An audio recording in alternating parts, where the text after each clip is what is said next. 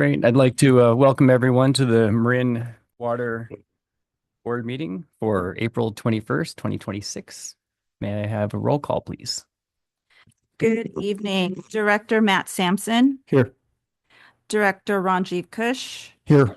Vice President Larry Russell, Here. and President Jed Smith. Here. And a motion to adopt the agenda, please. So moved. Second. And any public comments on the adoption of the agenda? There are none. Terrific. Roll call, please. Director Sampson, Yes. Director Kush, Aye. Vice Chair Russell, Aye. President Smith. Aye. Thank you.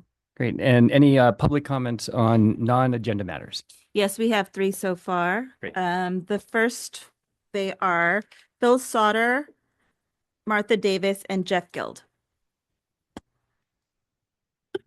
Good afternoon. A few weeks ago, I had the pleasure of attending Director Cush's very informative presentation, along with about 100 other folks, to the Marin chapter of the Commonwealth Club. He gave us three examples of water agencies cooperating to share water resources for the benefit of all, including the Indus Waters Treaty between India and Pakistan, the agencies dividing up water from the Colorado River, and the cooperative arrangement of the water agencies taking water from the Russian River. He explained how the first two alliances began to unravel when partners began to disagree and started blocking further opportunities for cooperation. And then he observed that Marin water customers had previously blocked the district's plan for desal and hoped they wouldn't block the ARC pipeline project. During the question and answer period, a couple attendees asked about the district's plan for recycled water. One speaker recalling being able to pick up recycled water for his landscaping. Director Cush said that option was no longer available and that the district currently has no plans to invest in recycled water. And that led me to wonder if the district might be in effect blocking recycled water as a possible water supply option. I recall a staff presentation a couple years ago about plans to expand the district's current recycled water systems, but I haven't seen anything since. And last year, I remember Ben commenting that recycled water would cost $2 to $3 billion to implement and therefore wasn't really feasible. And rather than increasing our recycled water production over the past year or two, we've actually cut back. This reduction in recycled water leads to an increase in the use of potable water for unnecessary purposes, which seems counterintuitive.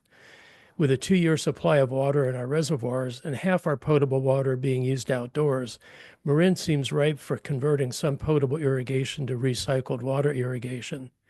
Add the fact that Marin's largest users of potable water for landscaping are clustered in local pockets, it would seem reasonable to see more targeted investment in recycled water. Even Sonoma Water, which currently has extra water to sell us, is investing more in recycled water. Using recycled water for landscaping also helps to resolve the conflict between water conservation and revenue. Removing lawns conserves potable water but reduces revenue, whereas recycled water can preserve both lawns and revenue.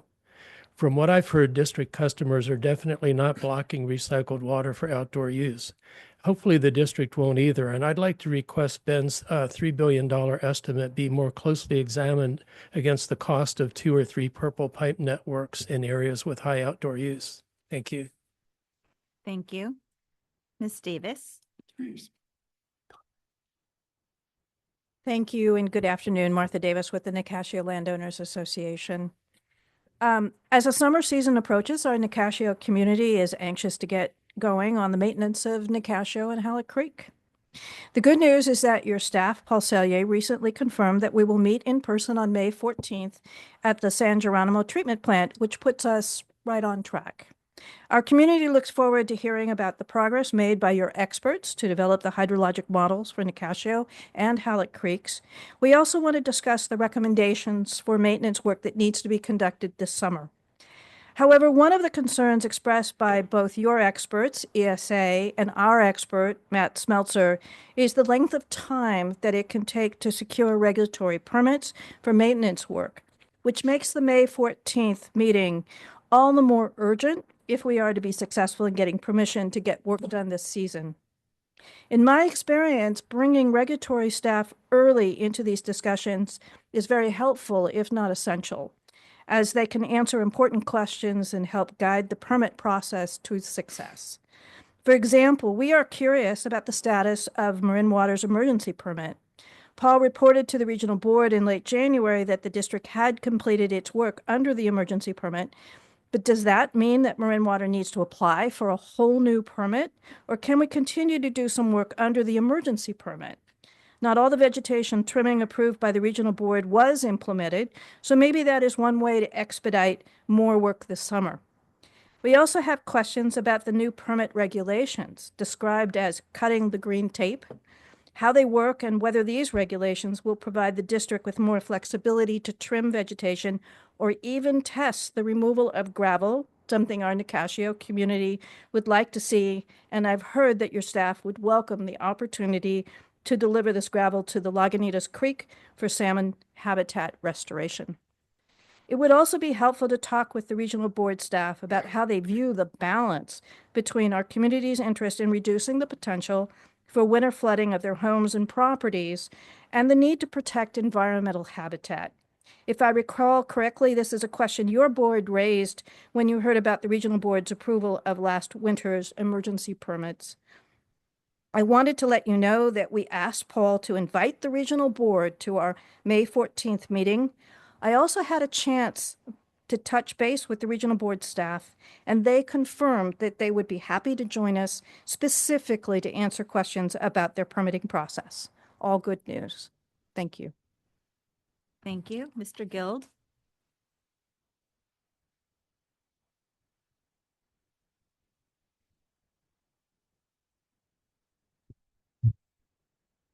Good evening. I'm Jeff Giles. I'm a ratepayer in Fairfax. I'm following up on an inquiry I sent to Ben and Sean on January 31st regarding the data integrity of the Roads and Trails Management Plan update. Specifically, I want to address the environmental setting, the baseline, as it were, that will anchor the forthcoming EIR. For those not steeped in CEQA, the baseline is a snapshot of the physical environment as it exists today.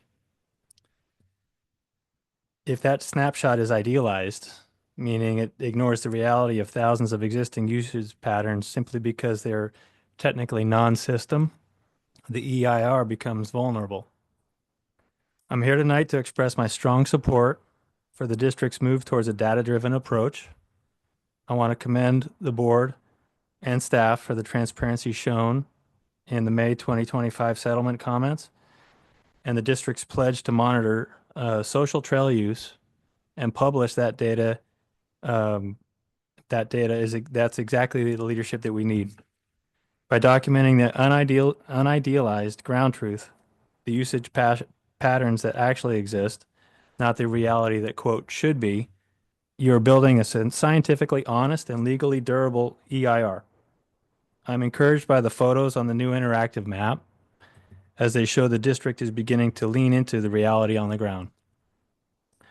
Staying true to this unidealized baseline is the most effective way to protect this process from the fair argument traps that stymied the district in 2024. Thank you for your commitment to a reality-based plan that protects both our environmental goals and ratepayer funds. And I look forward to seeing the spring draft of the EIR. Thank you, Mr. Guild. There are no further speakers. Great. We'll move on to our directors and general managers announcements. Ranji, why don't we start with you?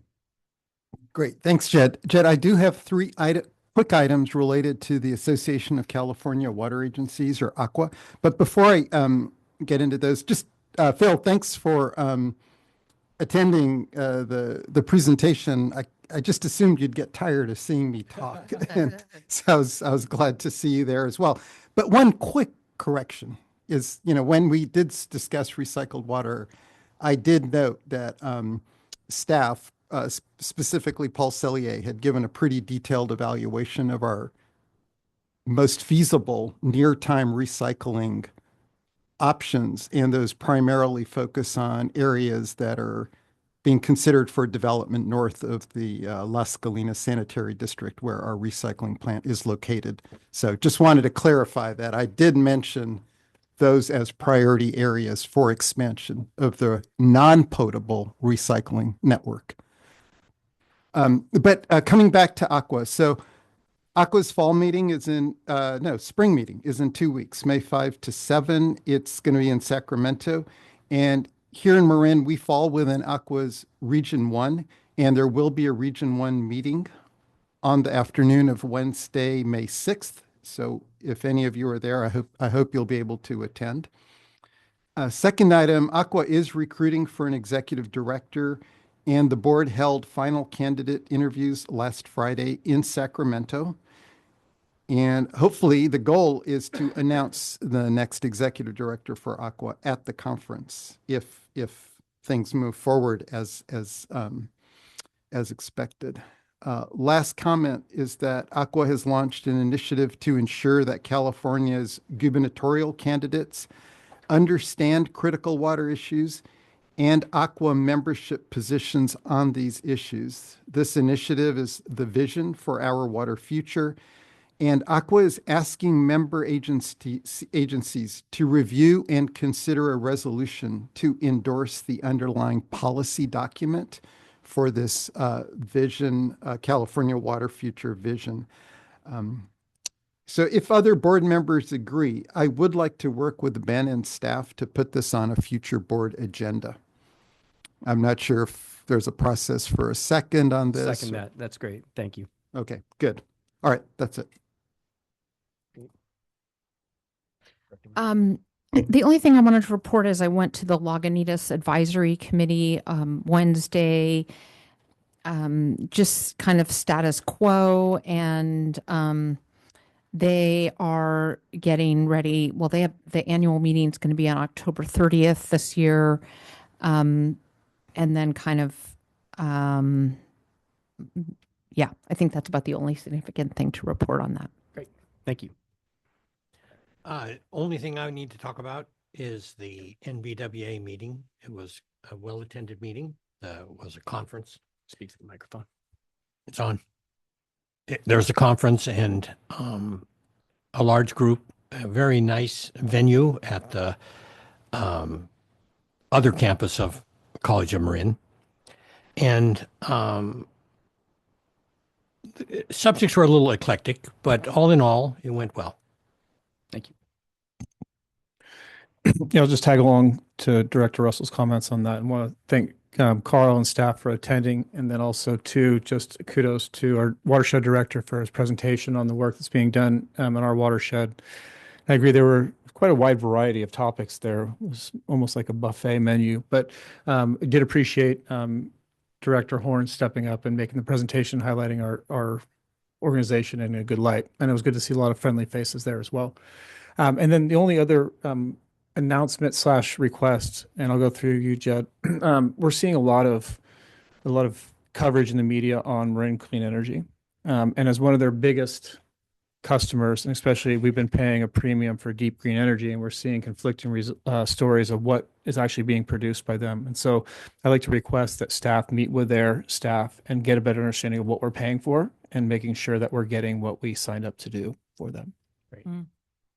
Yeah. Support you there as well. So that's two. Thank you. That's an interesting comment. Yeah. We go back much further than that. We actually loaned them money when they started. Without our loan, there wouldn't be an MCE. Yeah. So it's much further back than just the. Ben, I'll go then you. Does that sound good? Okay.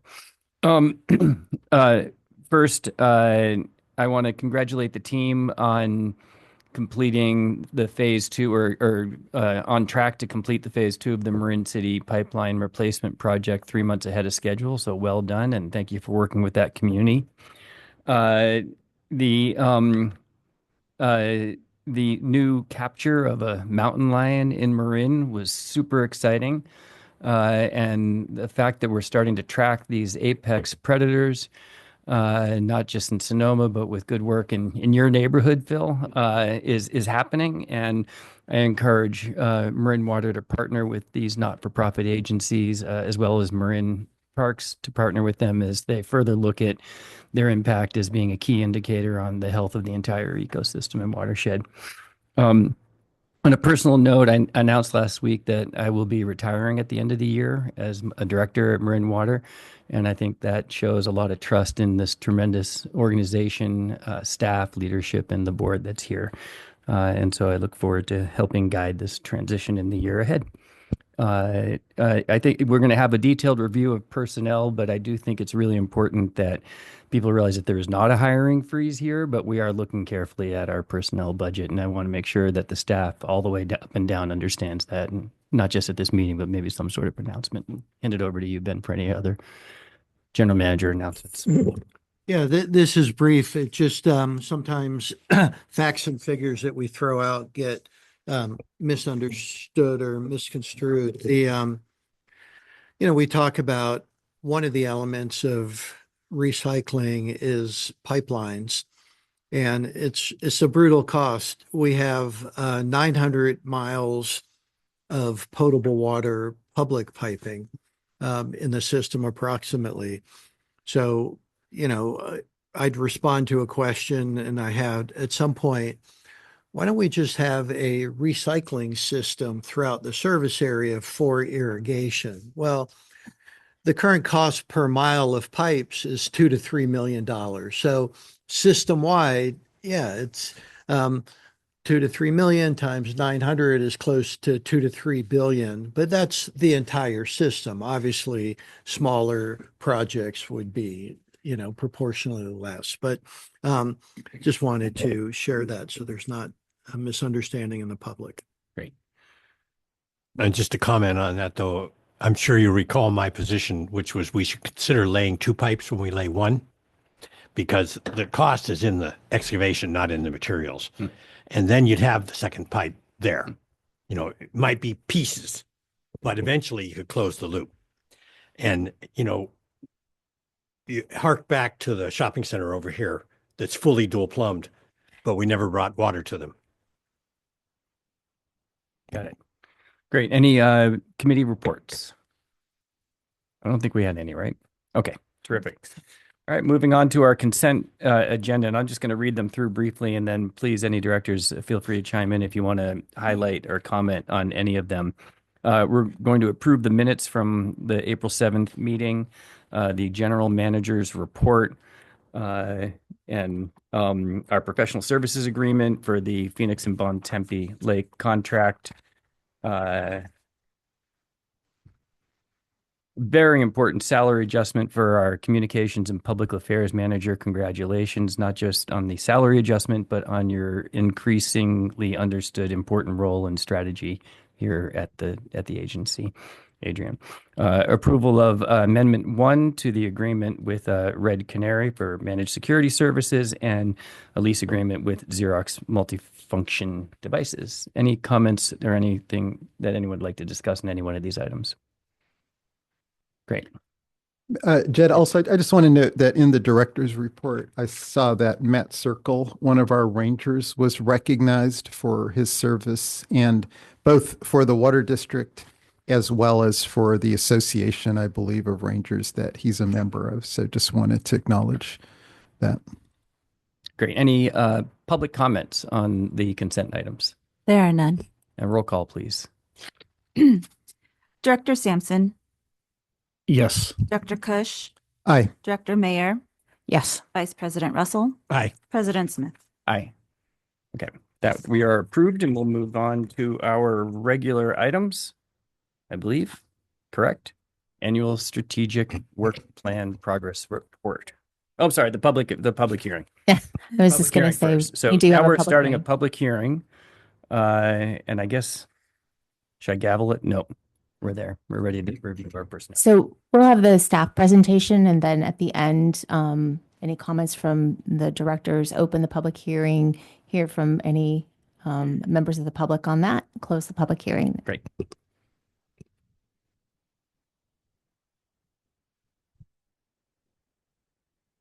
Thank you very much, and good evening, Board of Directors.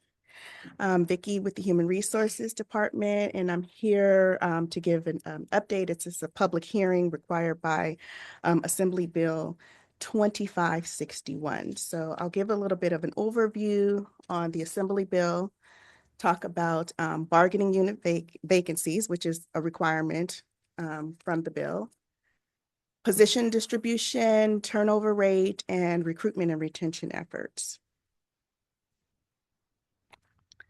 So Assembly Bill 2651 requires that on an annual basis, public agencies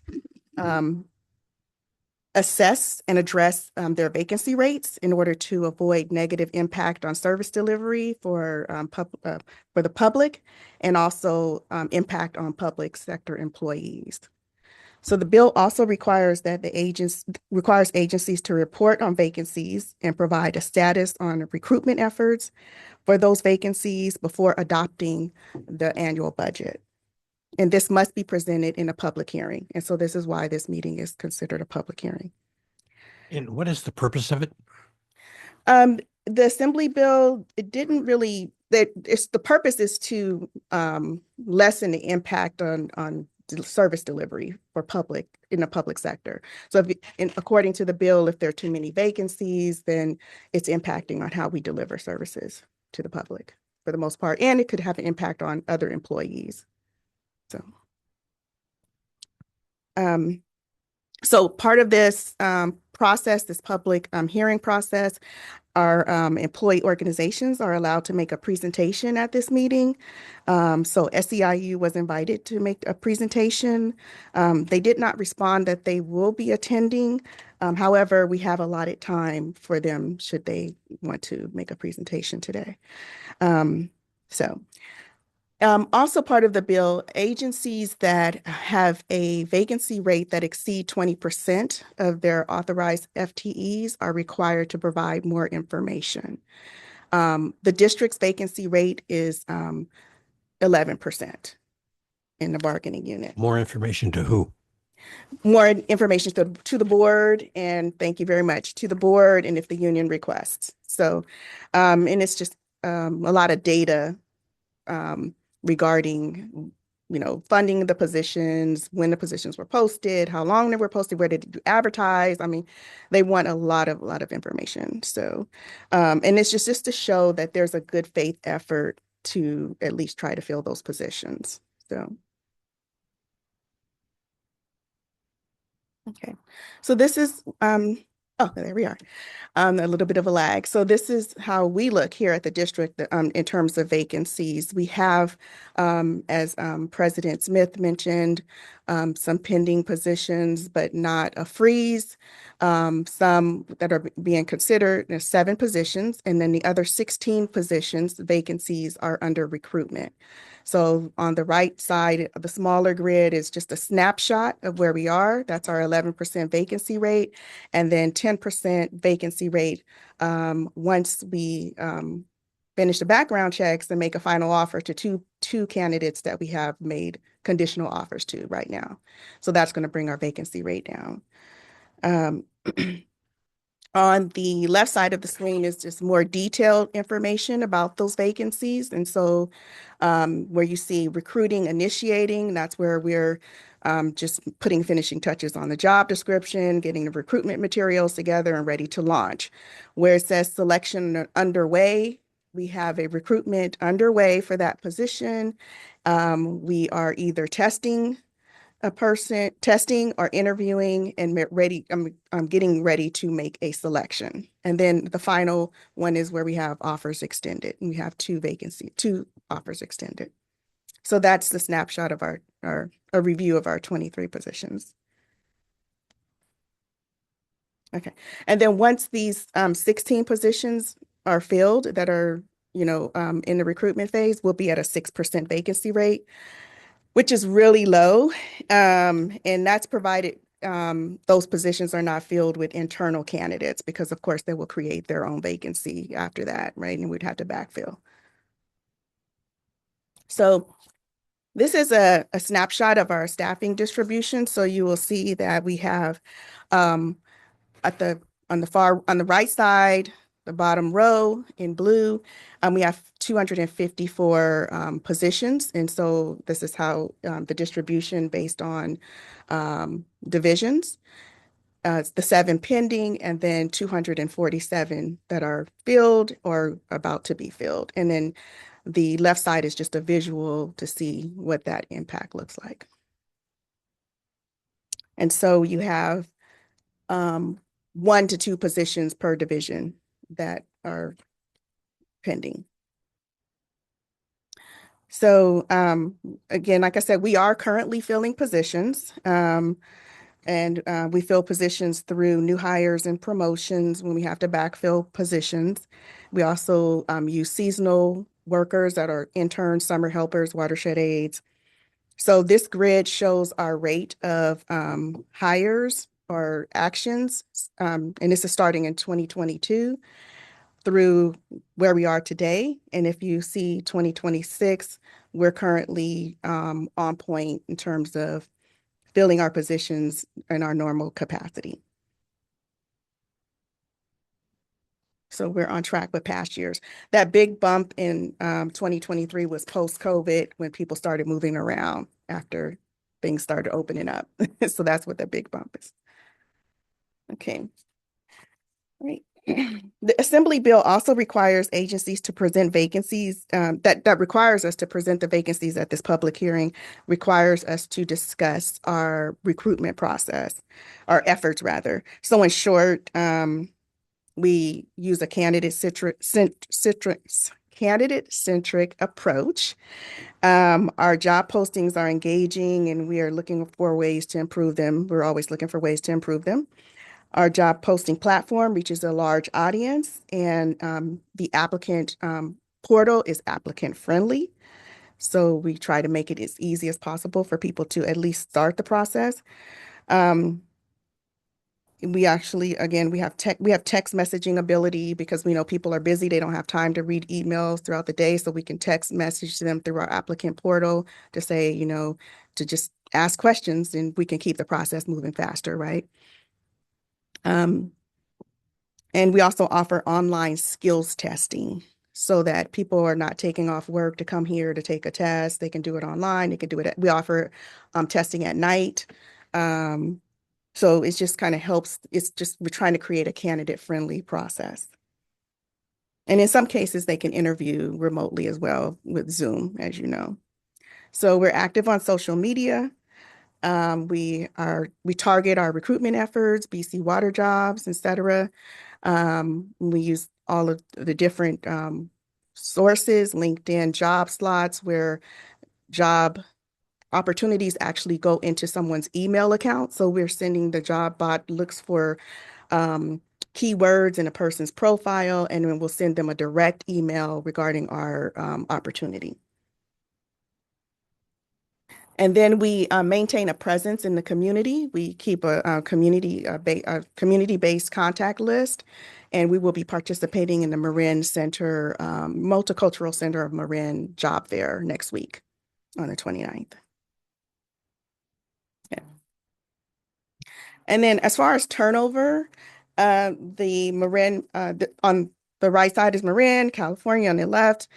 You will see that our turnover rate within the bargaining unit is 2.2%, and for California is 2.9%. This does include private and public sector, and so it's not just public sector, but the second line is just public sector. The 1.4% turnover rate in the bargaining unit for February 2026 mirrors the 1.4% turnover rate for California for state and local government. And this is the February 2026 reporting.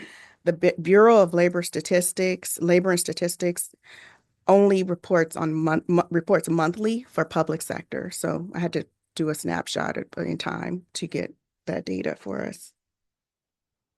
So what I have seen in HR journals and different seminars regarding recruitment is that we will see these numbers go up.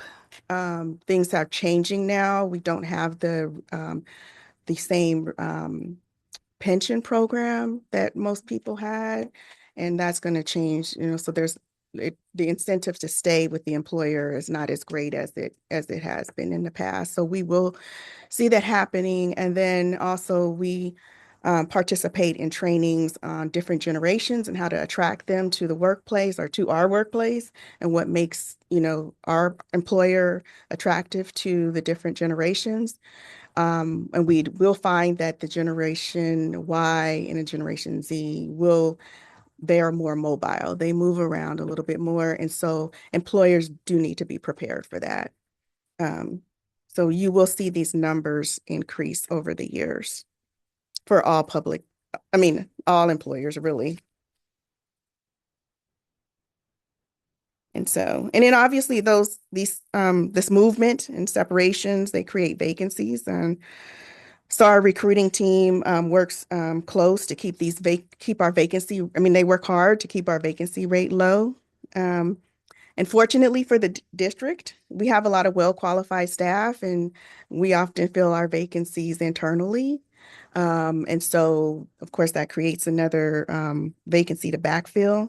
But it's not a bad problem to have. It just means that we're investing in our employees with on-the-job training, and getting them ready to move to the next step. So, promotional opportunities. And those promotional opportunities help with retention. So, retention efforts, the public hearing also requires that we report on retention efforts. Our retention efforts, one being the opportunity to promote, and then also a good benefit package. We offer alternative work schedules where it's appropriate, telework, commuter benefits. The commuter benefits extend to bike riders. Some people use the smart train. And we also offer a tuition reimbursement program. And in 2025, 15 employees took part in the tuition reimbursement, and some of them used it multiple times. So we had a good number of applications. And then we also offer a competitive salary and total compensation.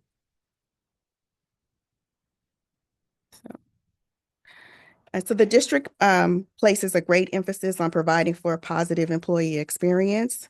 And it starts with our 1-year-long comprehensive employee onboarding program.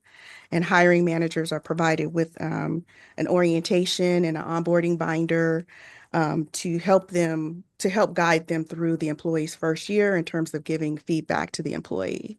So we also, as part of our onboarding process, we have employee facility tours for new employees so that they can understand the big picture of the organization, how they fit in and how they can contribute. And this is a picture of new employees at a treatment plant on the facility tour. And you all have attended some of our employee events. So we have employee events where we recognize employees with peer recognitions and years of service. We also have an employee committee, which is Ripple. And their goal is to cultivate a people-first culture by creating engagement, opportunity, and collaboration through the organization. That is their mission. They have created a team building policy, and that's encouraging employees to get together and, just outside of the workplace or even at work, and just have an opportunity to build their relationship within the organization or within their group. And we're looking forward to an upcoming team building that we're going to be sharing with our Water Resources Department. So we'll be participating with them. We also have a job shadowing program, and we only have one person. We have job shadowing and we have job share. And the job share is where you split your job with another person 50-50. We've had one person participate in that, and that person used the job share program to finish a bachelor's degree at UC Berkeley. So that was a positive. And then, of course, we provide career advancement that I mentioned to you, and meaningful work projects. And so you've heard about a lot of those projects here at the board meetings.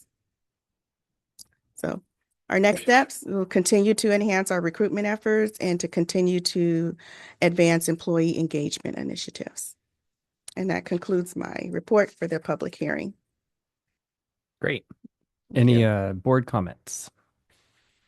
Just thank you, Vicky, for the comprehensive update and presentation. Yeah, no specific comments or questions. All sounds good, and I appreciate where you're going with things, Vicky. So thank you. Thank you. Larry? Oh, cool. Thank you, Vicky, for the presentation. How are things going with the onboarding? Is it a pretty time-intensive process to bring someone from job announcement to actually getting them in working? It depends on the position. I mean, like, for example, right now we have 2 ranger positions. That's going to obviously take longer because of the post background check process. But I think it goes reasonably well in terms of timing. As soon as we get notification that a candidate is selected, they get the offer letter, we start the background check. And as soon as those things are done, we try to time them so that they're efficient in moving them along. So 2-3 months estimate? Sometimes less than that. Sometimes less than that. Depends, you know. We just made an offer a month ago and the person's on board. Oh, good. So it depends. It depends on what's going on with the person. If they're working, if they have to give a 2-week notice. Yeah. And then we only start at the beginning of a pay period. So, you know, all of those things. Yeah, no, I think it's just good for everyone to understand how the steps have to line up in this world to be Right. able to get someone online. You can't just snap your fingers and have a body appear ready to go. So Right. Yeah. appreciate the effort to make that as efficient as possible. The other thing, what was the height of our vacancies coming 2020, 2021? The height of our Are vacancies we in talking like 20, 2021. 30%, or we were pretty high, I believe. I don't think we ever got to 30%. Okay. We did have a lot of churning, and I don't have those numbers with me, but I can. But it's a lot lower now. You've made a Oh, lot of absolutely, progress to yeah. get back to where we. Yeah. Okay. So 2021, again, this is the end of COVID. Things started moving around. I mean, people Yeah. paused for a little while, and then all of a sudden everyone was ready to retire, or, you know, after things stabilized, people started moving, going to other jobs, retiring. They felt more comfortable moving. So we did have a big bump, and then things have I was normalized. trying to say kudos for bringing that quite further down, because that was a big number to come off of. Or where we're at right now is probably, I would say, what, average, roughly, maybe a little bit better than average than other public agencies. Yeah. So according to Regional Government Services, we actually are a lot lower than most agencies our size and utilities in terms of vacancy rates.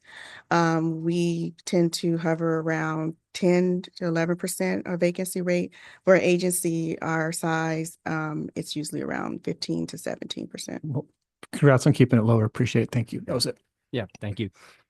First of all, I apologize for reaching out and asking for this presentation, having not read or seen the PowerPoint. So thank you for exceeding my expectations.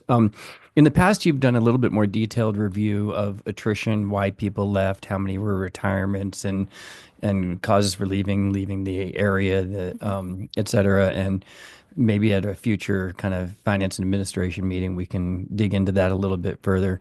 In 2022, without a doubt, the financial situation at this agency was very different than it is right now, but we have to keep our eyes on it. So I look forward to hearing your thoughts. So on one of the slides, I do have some information on that. It specifically states why people left. Yep.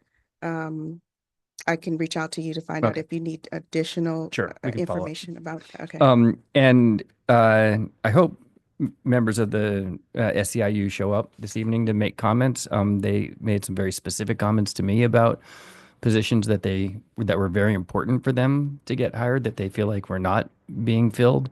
I think there's a misunderstanding that they felt like there was a hiring freeze, which there's not. So it sounds like we need some more communication with the represented folks. I guess with that, is there any public comment on You're this? opening up the public hearing. Opening up the public hearing now, yes. You can use the gavel. Okay. Okay. Used. There are none. None. There Okay. are none. Well, that's too bad. So now, can I use the gavel to close Yes. it? Okay. All right. All right, great. Any additional board comments No. now that we've had our public open meeting? Thank you for that. And any further discussion? And General Hornstein, you're good? Okay, great. Thank So you. moving on to our item number 8, which is our 2026 annual strategic work plan and progress report.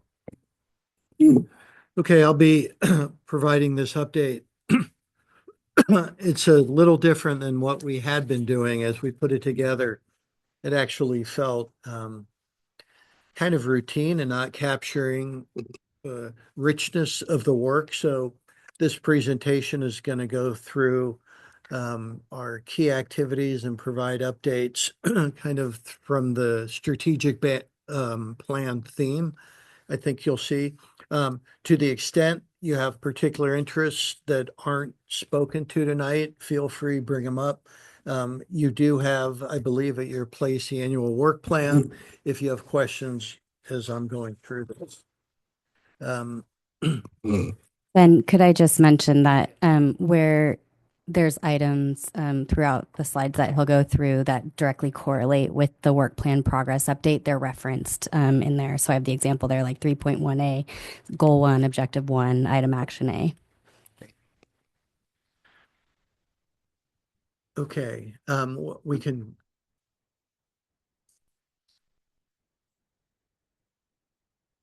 So reliable water supply. Why do I not? Okay. That's funny. We have the ARC project, of course, our big effort underway to bring this project to the board. We're currently in the environmental review process. As you're aware, we've completed the initial scoping process to help inform the scope. We've got maybe 60 comments, and it's super useful in this stage to get those sort of comments in. So we're appreciative to make sure that the environmental review captures appropriately the issues and interests of in terms of the impacts. We're currently cultural biological resource. We're going through that work currently. The engineering design plans are about approximately 30% moving along. And we continue quite deep engagement activities with key stakeholders. That includes the Novato community broadly, very interested in many concerns in terms of the short-term construction impacts. And I don't mean to minimize them by saying short-term. By definition, they are short-term, but there is quite a bit of interest around that. We're also, as you know, working with the Nicasio community on in parallel to understand and begin to address those concerns. And then we had a lot of other comments that typically come in. We did have one from the Russian River Keeper, some from resource agencies. Generally, no major surprises in the comments, nor so far in the engineering work that's taking place.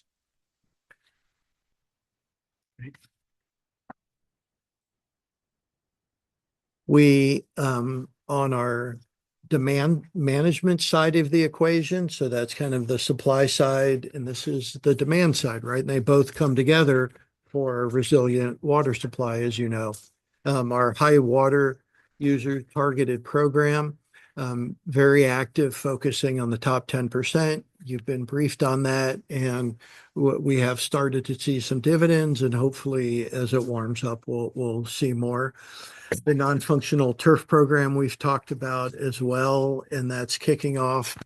And that's to meet, in fact, a requirement now by 2027 that we start moving on letting folks know that non-functional turf is, has to be phased out at some point.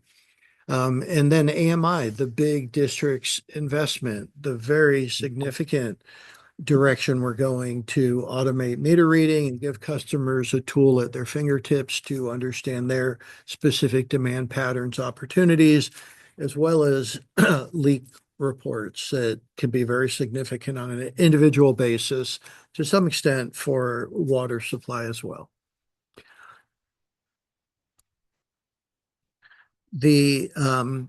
A lot of capital programs go into support the resilient water system to a lot of it's investment. And we are, like everyone in this business, whether you're a district or a city or county, if you're providing municipal water to customers, it's a very infrastructure intensive type operation, and infrastructure renewal is key.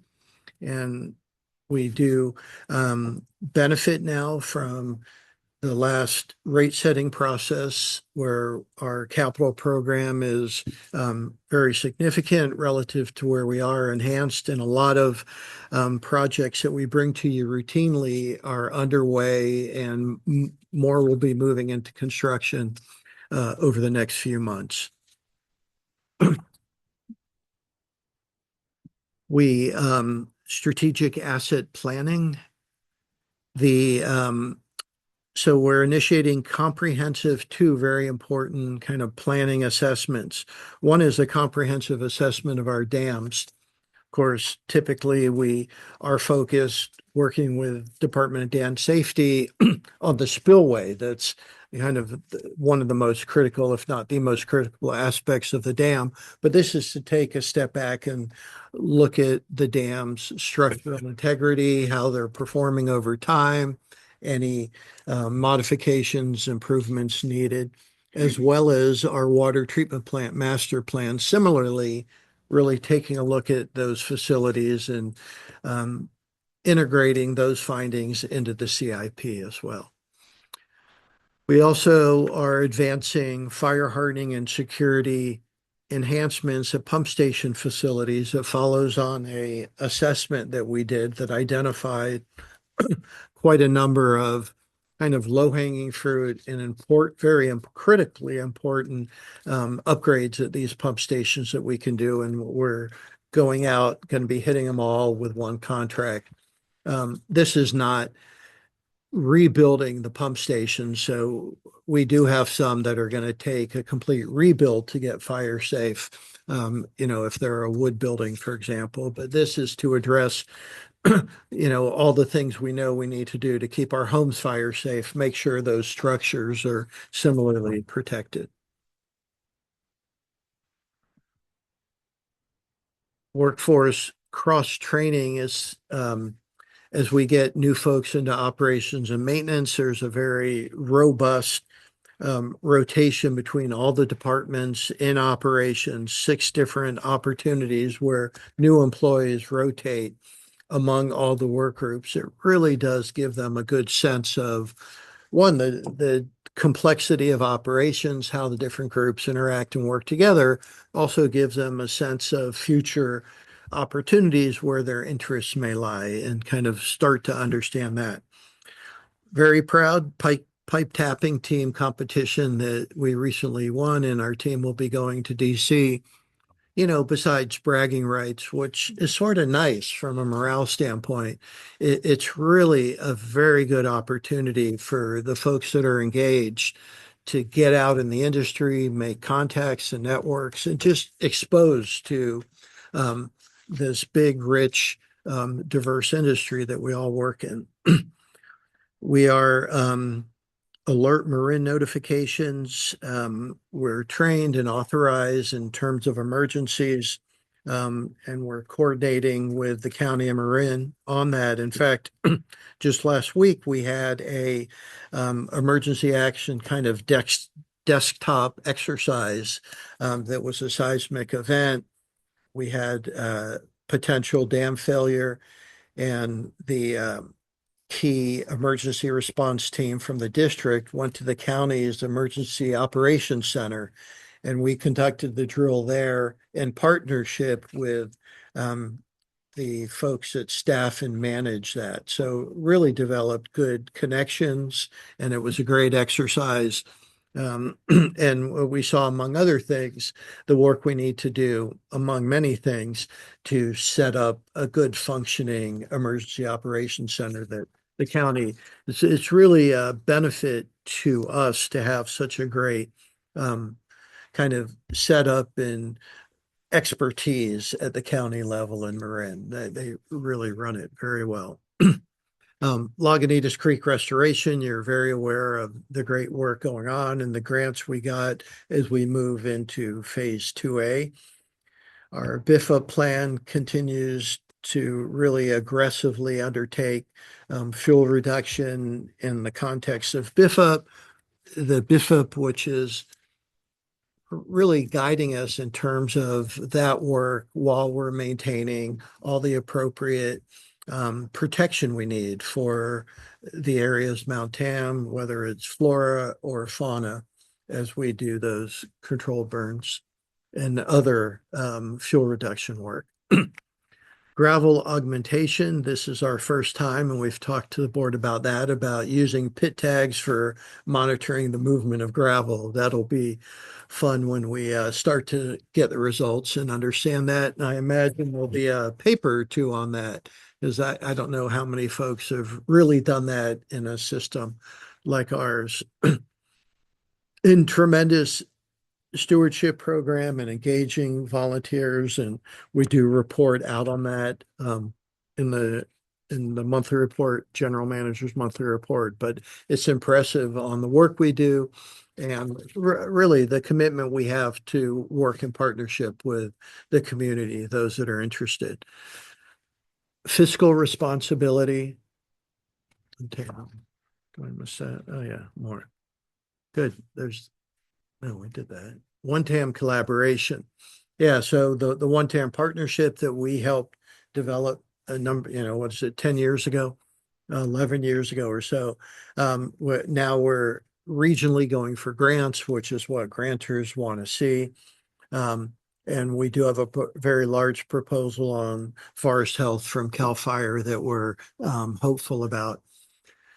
The rec plan, as you know, is underway in development, and we've had community site visits and workshops with the community, and looking forward to the June watershed committee, which we're planning to have offsite, as you know, to accommodate potentially a larger group than we typically have here. So that process is underway. Watershed stewardship in association with the e-bike pilot.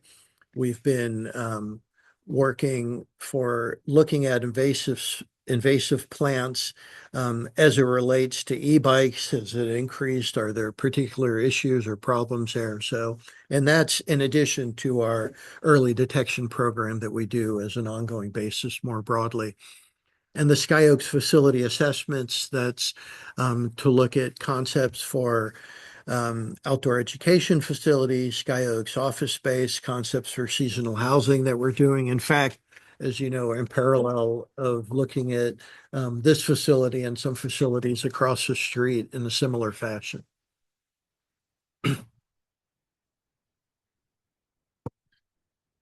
Fiscal responsibility, we've really been continued our diving into grant opportunities and WRDA. Really, it's quite a process, but we're navigating it well. And that we got our first, we don't have it in our pockets, but we're now working with the, I believe it's Northern California or Bay Area Army Corps, of how does this fit? Now they have the money. So how does this fit into their work plan? What's that look like? We understand we're the first environmental project as they're categorizing this, and what piece makes some sense for them to take on. So for example, maybe the design of a pump station or something like that. But it's great. And of course, as we're working with them on that, we're thinking about how to tap the remainder of the money and maybe pursue additional. We secured $1 million+ grant for phase 2 restoration from the Wildlife Conservation Board. We have an application in for reuse of gravel with California Department of Fish and Wildlife, beneficial reuse, and that may link well with some of the work we'll be doing in the years to come at Nicasio Creeks. And Department of Water Resources, we're participating in an effort. This one is led by Sonoma Water, looking at the Russian River broadly and developing a plan. And within that plan is the importance of a project to store winter water, to be able to store it as a region. And, obviously for us, but I think everyone recognizes that ARC is a good way to move that forward and potentially get additional funding from the state is what we're looking for through this process for the ARC project.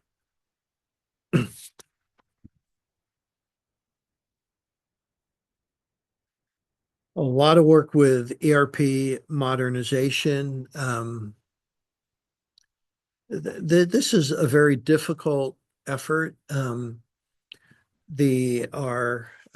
we've talked a little bit about our IT infrastructure is certainly showing its age.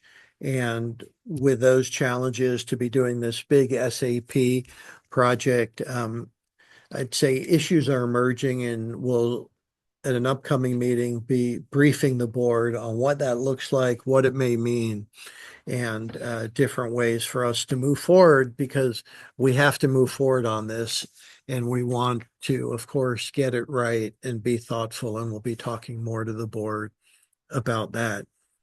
We completed our FY25 audit with an independent external audit.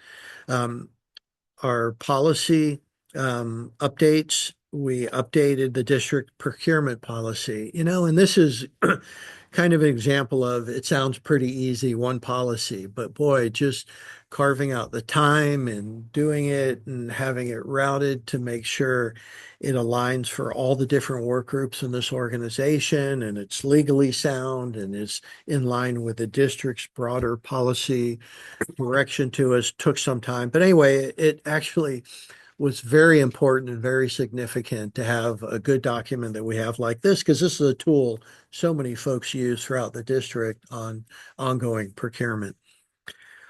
And rate setting, we do have an RFP out and we're in the process of selecting a consultant to support the next rate setting process, which we'll be getting into and talking to the board more in the summer months ahead. Great.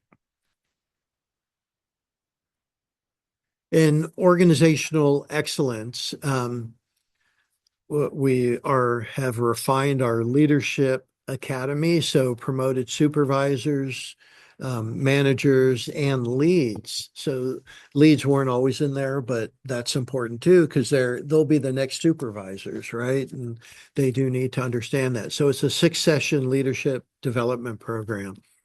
Ripple, you're familiar with.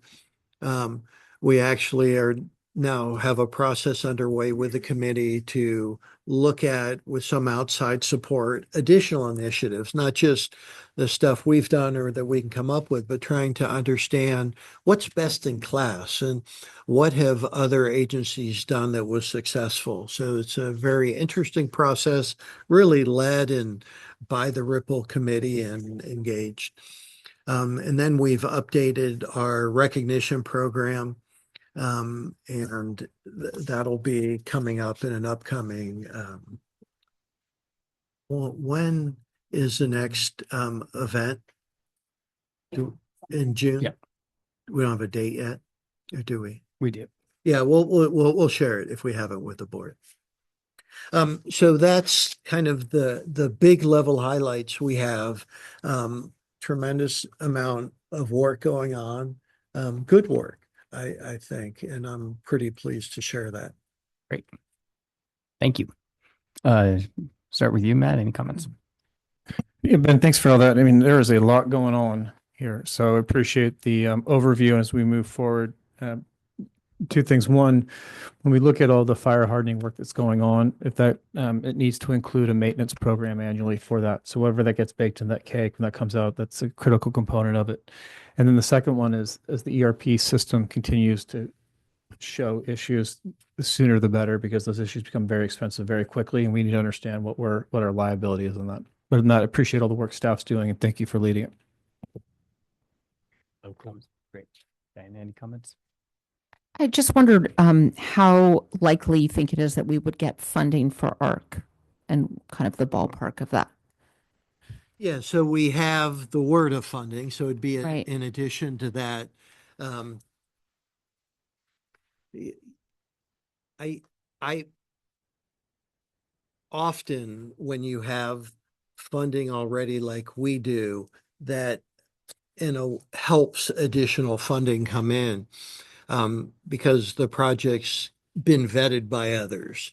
And so I think we have a pretty good shot to get some state funding. And now that they're starting to identify the different programs to the Prop 4 funding, and the ways to tap that. So the Russian River kind of project looking at the Russian River watershed is one path through the state, but there'll be a number of others that we'll be pursuing. So I'd say more likely than not, I don't know how big it'll be, but I think for us, we want to try and have as many asks through the different state agencies and, go for as big as we can. But I do think one key is to, successfully work with the Army Corps, which I think we will on the $2 million. That's the path to then tap the remainder of the 20 some million that we have, and then potentially ask for more from that bucket as well. Great. Thank you. Ranjiv.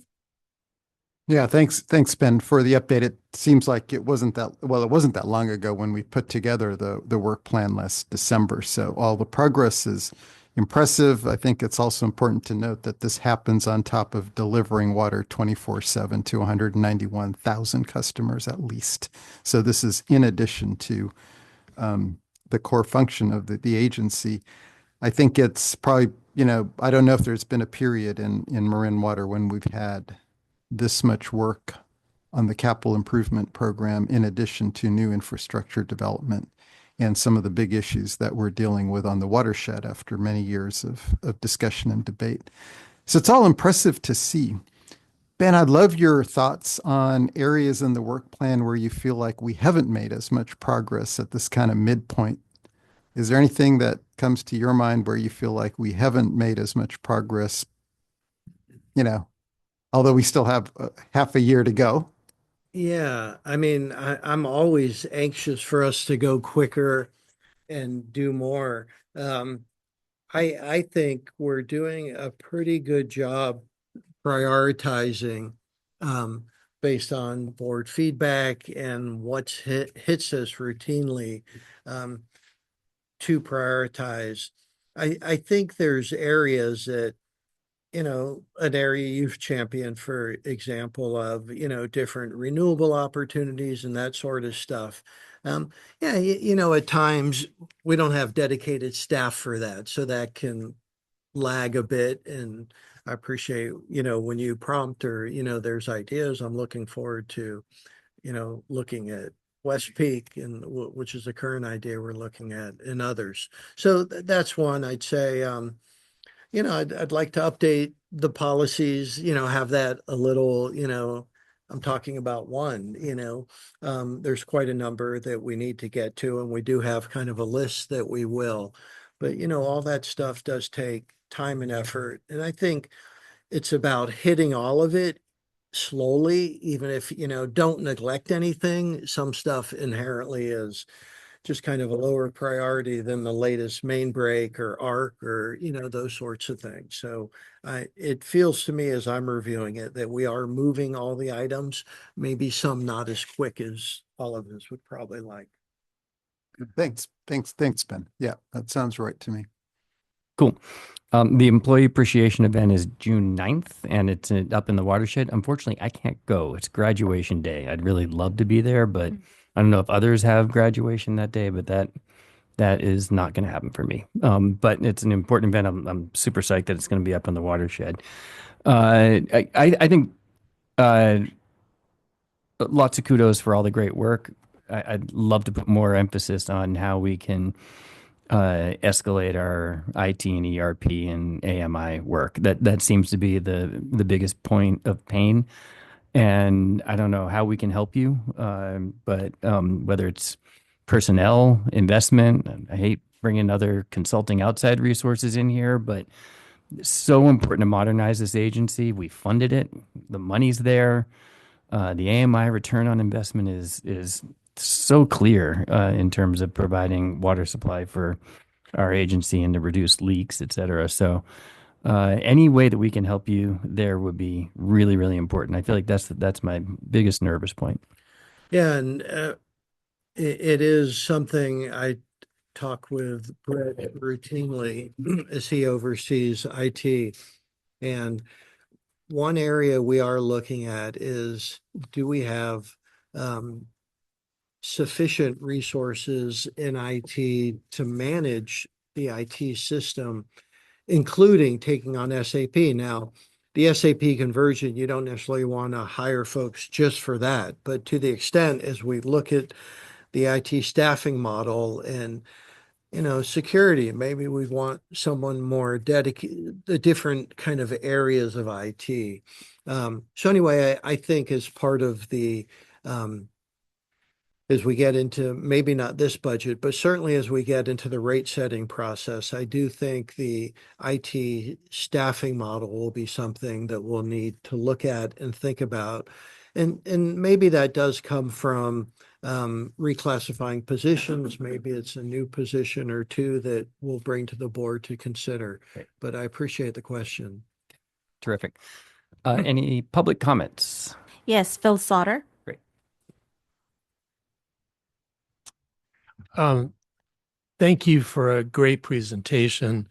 It's terrific to see the attention being paid to water supply reliability and water system resilience while still investing substantially in improving our greatest asset, our watershed and creeks. It's especially gratifying to see the high water user targeted program and the non-functional turf programs called out in the reliable water goal number 1 section, along with AMI. I believe the expected benefit of AMI will be in the million gallon a day range, and high water users and turf replacement are likely equivalent in potential yield. As mentioned earlier this evening, I'm looking forward to the day when we'll be able to add recycled water project to our work plan under Goal 1. And the project director Cush mentioned earlier this evening would be a great beginning. I don't know if that project would be in the million gallon range, but if it could likely be supplemented by other localized purple pipe systems that could cumulatively transition 1 million or 2 gallons a day of potable water and turn it into revenue producing recycled water. Thank you again. Thank you. There are no further speakers. All right, terrific. So we'll move on to the next item, which is our future board meetings and committee meetings. Yes, so I just want to bring up that we, staff, and I believe the chair of the watershed are trying to have the watershed committee meeting in the evening of June 18th. So I haven't heard from a couple of you, so I will be reaching out to you again to please let me get your availability that evening. And then everything else on the list of upcoming meetings haven't changed, and that's all I have. Great. All right. So we'll now move to our closed session and we will adjourn. Any public comments on that? There are none. None? Okay, great. Move on to closed session. Thank you. Greetings. We are reconvening from our closed session at 7:25 p.m. with no items to report. Thank you very much. Meeting adjourned.